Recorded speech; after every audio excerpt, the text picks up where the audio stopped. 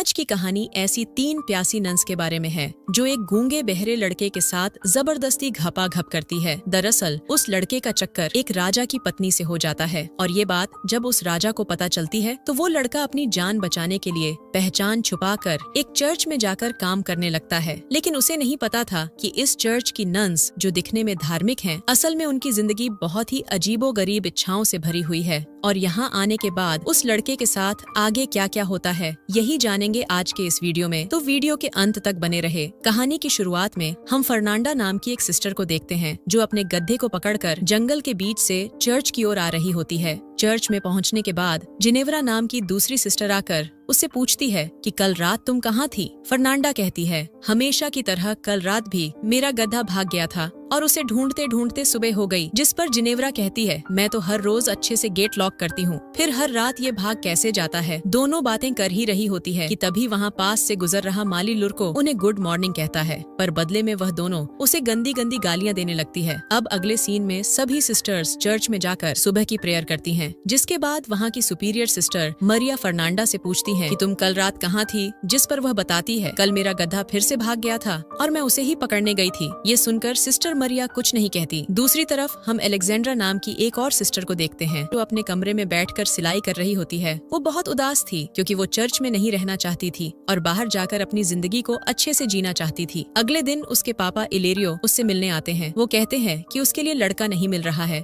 लड़के वाले काफी ज्यादा दहेज मांग रहे हैं। इस पर एलेक्जेंड्रा कहती है कि अगर वो चर्च में डोनेशन देना कम कर दे तो दहेज के पैसों का बंदोबस्त हो सकता है, लेकिन उसके पिता साफ मना कर देते हैं। ये सुनकर एलेक्जेंड्रा बहुत दुखी हो जाती है। अगले दिन हम तीनों सिस्टर्स को एक साथ देखते हैं जो अपने कपड़ों को ले जा रही होती हैं। एलेक्जेंड्रा अपने पापा से की गई बातचीत दोनों सिस्टर्स को बताती हैं, जिसे सुनकर वो भी दुखी हो जाती हैं। तभी वो वहाँ लुरकों को देखते हैं जो कुछ काम करते हुए उन्हें अजीब नजरों से देख रहा था, पर ऐसा करते हुए देखकर वो तीनों उस पर भड़क जाती है और उसको गंदी गंदी गालियाँ देने लगती है और अपने दिल की भड़ास निकालने के लिए अंदर आकर उसका सामान फेंकने लगती है। और इतने से भी उनका मन नहीं भरता तो वो उसकी पिटाई भी कर देती है। दूसरी तरफ हम इस चर्च के फादर टोमासो को देखते हैं जो सिस्टर्स के बनाए हुए कपड़ों को बाजार लेकर जाने के लिए निकलते हैं। रास्ते में लुरको उनसे मिलता है और कहता है, अब मैं इस चर्च में काम नहीं करना चाहता क्योंकि उन तीनों सिस्टर ने उसका जीना मुश्किल कर दिया था। इस पर फादर उसे समझाते हैं कि अब आगे से ऐसा कुछ नहीं होगा, पर लुरको की उन तीनों सिस्टर से फट चुकी होती है और वह वहाँ से चला जाता है। इसके बाद हम चर्च से कुछ मील दूर एक घर में लॉर्ड ब्रूनो नाम के एक जमींदार आदमी को देखते हैं जो कि अपनी बीवी फ्रांसिस्का के साथ बैठकर डिनर कर रहा होता है। वो अपनी बीवी को अपने काम के बारे में बता रहा होता है, पर उसकी बीवी का ध्यान तो पास में खड़े उसके नौकर मसेटो की तरफ होता है और मसेटो भी अपनी मालकिन को देख रहा होता है। दोनों के बीच में नैन मटक्का चल रहा होता है।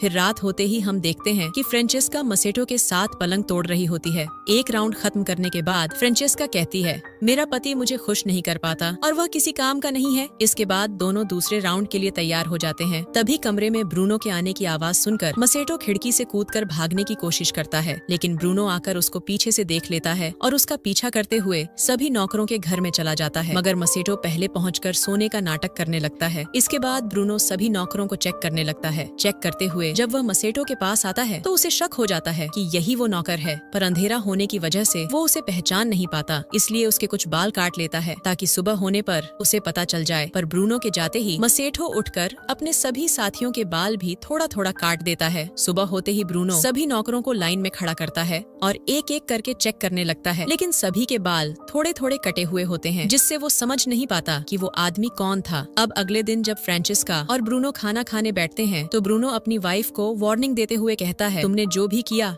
ठीक नहीं किया। मैं जानता हूँ तुम भी इन सब में शामिल हो। अगर वह नौकर एक बार मुझे मिल गया तो मैं उसके साथ साथ तुम्हें भी खत्म कर दूंगा। लेकिन फ्रांसिस्का ब्रूनो से बिल्कुल भी नहीं डरती और कहती है कि तुम ऐसा कुछ भी नहीं कर पाओगे। फिर आगे हम मसेटो को काम करते हुए देखते हैं और वहाँ फ्रांसिस्का का भी होती है जो मसेटो के पास आती है और उसके साथ जबरदस्ती अपनी प्यास बुझाने की कोशिश करने लगती है। लेकिन इस बार दूर से ब्रूनो उन्हें देख लेता है और गुस्से में आकर अपने आदमियों से कहता है, मसेटो ने भी देख लिया था कि ब्रूनो ने सब कुछ देख लिया है, इसलिए वो अपनी जान बचाने के लिए वहाँ से भागना शुरू कर देता है और ब्रूनो के आदमी भी उसके पीछे पड़ जाते हैं, लेकिन वो उसे पकड़ नहीं पाते। जंगल से होते हुए भागते भागते बहुत दूर जाने के बाद मसेटो फादर टोमासो को देखता है। फादर ने बाजार के रास्ते में थोड़ा वाइन पी लिया था और नशे की वजह से उनकी गाड़ी उलट गई थी और सारे कपड़े भी नदी में बह रहे थे। मसेटो ये देखकर फादर की मदद करता है और सारे कपड़े फिर से इकट्ठा कर देता है। इससे फादर बहुत खुश होते हैं और जब उन्हें पता चलता है कि मसेटो का कोई घर नहीं है तो वे उसे अपने साथ चर्च में ले आते हैं। फादर उसे कुछ खाने के लिए देते हैं और कहते हैं कि चर्च में तुम्हें गूंगा बहरा बनकर रहना पड़ेगा, नहीं तो चर्च की सिस्टर्स तुम्हें बहुत परेशान करेंगी। अब अगले दिन सुबह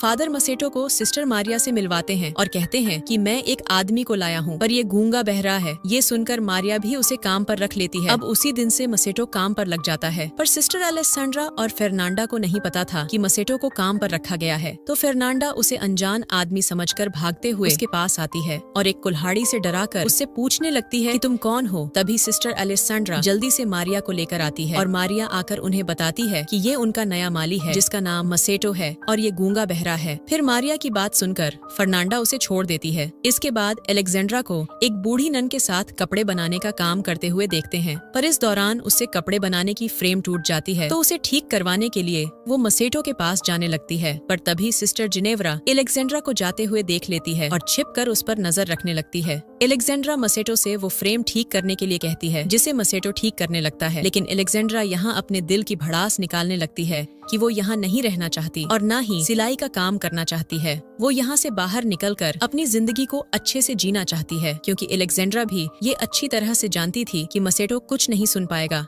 और न ही किसी से कुछ कह पाएगा। इसके बाद रात के समय मसेटो के कमरे में फादर आते हैं और उससे पूछते हैं कि आज का दिन कैसा गया, क्योंकि यहाँ की सिस्टर्स थोड़ी झगड़ेलू हैं, जिससे काम करना थोड़ा मुश्किल हो सकता है। पर मसेटो कहता है सच में काफी झगड़ेलू हैं, लेकिन मैं अपना काम संभाल लूंगा। अब फादर उससे कहते हैं कि तुम उनके सामने गूंगा बहरा बने रहना, जिससे वो तुमसे ज्यादा उलझेंगी नहीं। वहीं फर्नांडा अपने कमरे में कुछ पढ़ रही होती है, तभी उसकी खिड़की में कोई पत्थर फेंकता है तो वो खिड़की खोलकर देखती है कि उसकी बचपन की फ्रेंड मार्ता उससे मिलने आई है। इसके बाद दोनों अलेक्जेंड्रा के कमरे में जाती हैं और तीनों मिलकर वाइन पीने लगती हैं। कुछ देर में वहाँ सिस्टर जिनेव्रा भी आ जाती है और सभी मिलकर मजे करने लगते हैं। मार्ता उन्हें लड़कों के बारे में कई सारी बातें बताने लगती है कि एक जड़ी बूटी है जिसे एक खास तरीके से इस्तेमाल करके लड़कों को आकर्षित किया जा सकता है। और ये सब सुनते हुए बाकी तीनों भी बहुत मजे लेती हैं। अगले दिन मसेटो जब काम कर रहा होता है तब अलेक्जेंड्रा वहाँ आती है और मसेटो से कहती है, मैंने तुम्हारे लिए ये रूमाल बनाया है। फिर वो रूमाल से मसेटो के पसीने पोंछने लगती है और पास बैठकर उससे बातें करने लगती है। दरअसल पिछली रात मार्ता के साथ रोमांटिक बातों को सुनने के बाद उसके मन में बुरे ख्यालात आ गए थे, इसलिए वो बात करते करते अचानक उसे किस कर लेती है, जिससे मसेटो भी इस चांस को बिना गंवाए वहीं पर उसके साथ मजे लेने लगता है। लेकिन तभी चर्च की घंटी बजने से मसेटो घबरा जाता है और अलेक्जेंड्रा भी जल्दी से खुद को संभालकर चर्च में प्रेयर करने चली जाती है। अगले सीन में जिनेव्रा और फर्नांडा कपड़े धो रही होती हैं। तभी वहाँ अलेक्जेंड्रा आती है जो बहुत खुश नजर आ रही थी। फर्नांडा पूछती है, तुम यहाँ क्या कर रही हो और तुम्हारे कपड़े इतने गंदे कैसे हो गए? जिस पर वो कहती है कि मैं उस नए माली के साथ उसके कामों में हाथ बटा रही थी। ये सुनकर उन दोनों को यकीन नहीं होता, क्योंकि अलेक्जेंड्रा कोई भी काम नहीं करती थी। फर्नांडा काफी शातिर थी, वो समझ चुकी थी कि अलेक्जेंड्रा जरूर कुछ छिपा रही है। फिर आगे हम फर्नांडा और मार्ता को जंगल में देखते हैं जो उस जड़ी बूटी को खोजती हैं। फिर वो उस जड़ी बूटी को उबालकर एक लिक्विड तैयार करती है, जिसके बाद मार्ता फर्नांडा की आंखों में उस लिक्विड की 2 बूंद डालती है और फिर उसकी उंगली में कट लगाकर थोड़ा खून लेकर उसके गालों पर लगाती है। इसके बाद फर्नांडा और मार्ता मसेटो के कमरे में जाती है, जहाँ फर्नांडा उसे चाकू दिखाकर डराती है। फिर दोनों मिलकर मसेटो को अपनी तरफ आकर्षित करने की कोशिश करने लगती हैं। मसेटो को ये सब अजीब लगता है कि ये उसके साथ क्या कर रही हैं, पर धीरे धीरे वो भी अपना कंट्रोल खो देता है, जिसके बाद तीनों मिलकर मजा लेते हैं। फिर अपना काम खत्म होने के बाद दोनों घर से बाहर आ जाती हैं। अगली सुबह मसेटो अलेक्जेंड्रा के कमरे में जाता है और दोनों फिर से घपाघप करते हैं, पर इसी बीच सिस्टर बायोला कमरे में आ जाती है, जिसे वह पहले नोटिस नहीं कर पाते। पर बायोला के आ जाने से दोनों घबरा जाते हैं और अलेक्जेंड्रा खुद को ठीक करते हुए बायोला की मदद करने लगती है और मसेटो बिस्तर के नीचे छिप जाता है। बाद में मसेटो बिना कोई भी आवाज किए खिड़की से निकल जाता है। अगले दिन सांड्रा मसेटो के कमरे में आती है और उससे पूछती है कि उसने झूठ क्यों बोला कि वो गूंगा है। इतने में जिनेवरा के आने की आवाज सुनकर एलेक्जेंड्रा एक कोने में जाकर छिप जाती है और मसेटो सोने का नाटक करने लगता है। जिनेवरा जड्डी बूटी के नशे में मसेटो के पास आकर चिपकने लगती है और अजीब अजीब हरकतें करने लगती है, लेकिन फर्नांडा के आने की आवाज सुनकर वो भी जाकर छिप जाती है जहाँ पहले से एलेक्जेंड्रा थी और एक दूसरे को देखकर दोनों चौंक जाते हैं। इसके बाद फर्नांडा कमरे में आती है और चाकू से डराकर मसेटो के हाथ बांधकर उसकी आंखों पर पट्टी लगा देती है और फिर उसे डरा धमकाकर जंगल की तरफ ले जाने लगती है। पर एलेक्जेंड्रा और जिनेवरा छिपकर उसका पीछा करती हैं। फिर जब वो जंगल के बीच पहुंचते हैं, तब तक रात हो चुकी थी। वे देखते हैं जंगल के बीचों बीच आग जली हुई है और वहाँ कई सारी लड़कियाँ बिना कपड़ों के नाच रही हैं और पास में उन्होंने मसेटो को भी बांध के रखा हुआ था। मार्टा और फर्नांडा मसेटो को बलि देने ही वाली होती है। तभी मसेटो डर के मारे बोल पड़ता है कि मुझे छोड़ दो। ये सुनकर उन्हें भी पता चल जाता है कि मसेटो गूंगा बहरा नहीं है। इसी बीच फर्नांडा मसेटो को बलि देने वाली होती है। तभी एलेसेंड्रा वहां पहुंचकर फर्नांडा से चाकू छीन लेती है और मसेटो को बचा लेती है। चर्च पहुंचकर वो चिल्लाने लगती है कि फर्नांडा एक चुड़ैल है और ये सब आवाज सुनकर फादर बिशप बाहर आते हैं। इतने में फर्नांडा, एलेक्जेंड्रा और मसेटो भी वहां पहुंच जाते हैं, पर जिनेवरा कहती है ये सब एक साथ मिले हुए हैं और ये दोनों इस माली के साथ घपाघप भी कर रही थी। और फादर बिशप भी समझ जाते हैं कि इस चर्च में अब तक क्या चल रहा था। इसके बाद अगले दिन फादर बिशप एक एक करके सभी को सजा सुनाते हैं और मसेटो को फिर से लॉर्ड ब्रूनो के हवाले कर दिया जाता है। इसके बाद हम तीनों सिस्टर्स को देखते हैं जो एक दूसरे से माफी मांगती हैं। सिस्टर जिनेवरा भी फर्नांडा से कहती है मुझे माफ कर देना। फिर तीनों मसेटो के बारे में सोचने लगती है कि शायद लॉर्ड ब्रूनो उसे मार डालेगा, इसलिए वो उसे बचाने का एक प्लान बनाती है। उधर लॉर्ड ब्रूनो ने मसेटो को जेल में बंद कर दिया था। इसके बाद मसेटो उन सिपाहियों से रिक्वेस्ट करने लगता है कि वो उसे आजाद कर दे, लेकिन वो मना कर देते हैं और उल्टा उसका मजाक उड़ाने लगते हैं। फिर कुछ देर बाद एक कछुए पर जलती हुई मोमबत्ती देखकर सिपाही उसके पीछे पीछे चले जाते हैं। असल में उस कछुए को सिस्टर्स ने छोड़ा था और उनके जाते ही तीनों सिस्टर्स आकर मसेटो को बाहर निकाल लेती हैं और उसकी जगह एक पुतला रखकर मसेटो को सिस्टर्स के कपड़े पहना देती है। फिर उसे लेकर जंगल की तरफ भागने लगती है और इसी के साथ कहानी यहीं पर खत्म हो जाती है। तो दोस्तों, ये थी द लिटिल हॉर्स 2017 की कहानी। मुझे उम्मीद है कि आपको इस फिल्म का ये एक्सप्लेनेशन पसंद आया होगा। अगर आपको ये वीडियो अच्छा लगा तो वीडियो को लाइक करें, चैनल को सब्सक्राइब करें और कमेंट्स में बताएं कि आपको ये फिल्म कैसी लगी। हम मिलते हैं अपने अगले वीडियो में।